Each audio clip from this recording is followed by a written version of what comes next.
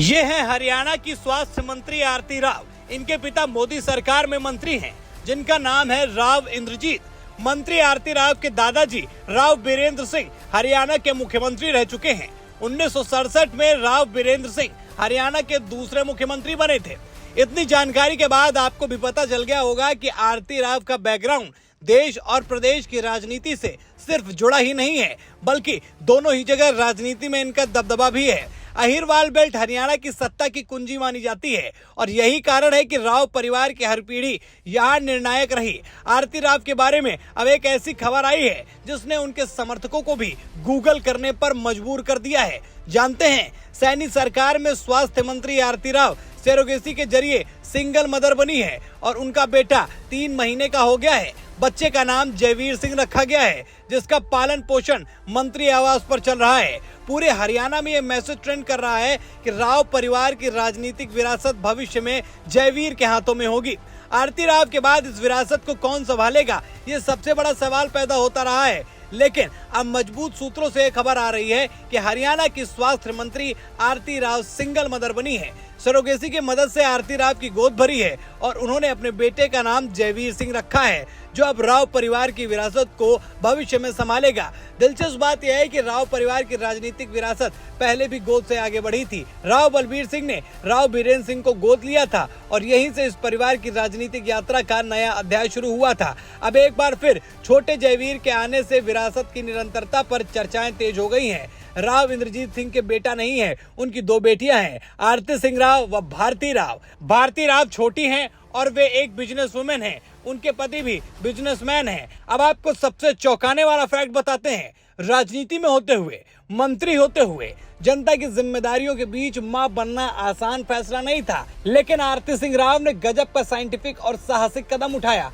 हम ऐसा क्यों कह रहे हैं, जरा डॉक्टर से समझिए कि सरोगेसी है क्या। बेसिकली सरोगेसी होती क्या है? सरोगेसी में क्या होता है, एक मदर जो एक कपल के लिए प्रेग्नेंट होती है, प्रेग्नेंट होने के बाद वो इस इंटेंशन से प्रेग्नेंट होती है कि वो बच्चा वो उस कपल को हम बोलते हैं इंटेंडिंग कपल, उस कपल को वापस कर देगी। बेसिकली वो सिर्फ सरोगेसी है, मींस सब्स्टिट्यूट है।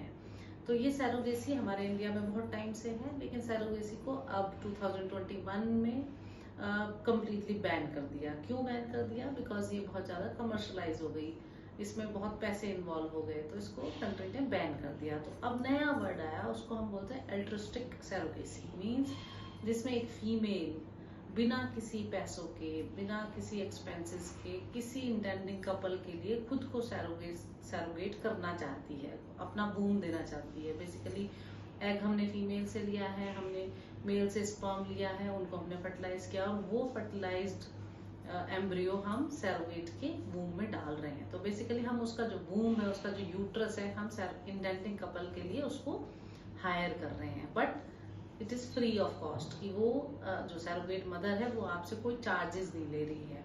तो अब अल्ट्रुस्टिक सरोगेसी का नया एक्ट आ गया कि अब जब भी जो सरोगेट बनेगी वो आप फ्री ऑफ कॉस्ट अपना वूम रेंट करेगी या देगी अपना उन कपल के लिए जिन कपल को इसकी जरूरत है।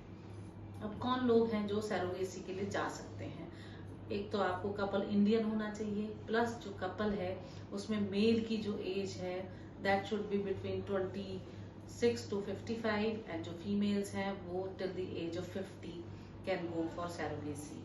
और क्या होना चाहिए उनका? एक हमारा डिस्ट्रिक्ट मेडिकल बोर्ड होता है, वो इन कपल्स को एक सर्टिफिकेट देता है जिसमें वो वैलिडेट करता है या बताता है कि ये कपल अब प्रेगनेंसी इसमें नहीं हो सकती। कॉज कुछ भी हो सकते हैं, या आपके स्पर्म काउंट्स कम है, या ट्यूब्स ब्लॉक हैं, जिस भी वजह से वो दोनों कपल आपस में साथ रह करके प्रेगनेंसी नहीं कर सकते हैं, तो वो डिस्ट्रिक्ट मेडिकल बोर्ड उनको एक सर्टिफिकेट देता है कि ये कपल एलिजिबल है सरोगेसी के लिए। अब आरती सिंह राव के बारे में एक और बड़ी बात जान लीजिए। आरती सिंह राव तलाकशुदा हैं और भारत सरकार ने 2023 में सरोगेसी से जुड़े कानून में संशोधन किया था। इस बदलाव के बाद सिंगल मदर यानी विधवा या तलाकशुदा महिलाओं को सरोगेसी के जरिए मां बनने की अनुमति मिल सकती है, लेकिन इसके लिए संबंधित महिला को मेडिकल बोर्ड और कोर्ट की परमिशन जरूरी है। सोर्सेज के मुताबिक आरती सिंह राव ने सभी कानूनों की प्रक्रियाओं को अपनाया है। अब सरोगेट बन कौन सकती है? सरोगेट वो मैरिड फीमेल होनी चाहिए, नंबर 1। दूसरा क्या होना चाहिए, उसकी एज बिटवीन 25 to 35 होनी चाहिए। थर्डली क्या होना चाहिए, उस सैरोगेट मदर का अपना एक बच्चा होना ही चाहिए। प्लस सैरोगेट मदर्स जो है आपका एल्ट्रिस्टिक होंगी, उनका कोई चार्जेस नहीं वो उसके लिए चार्ज करेगी।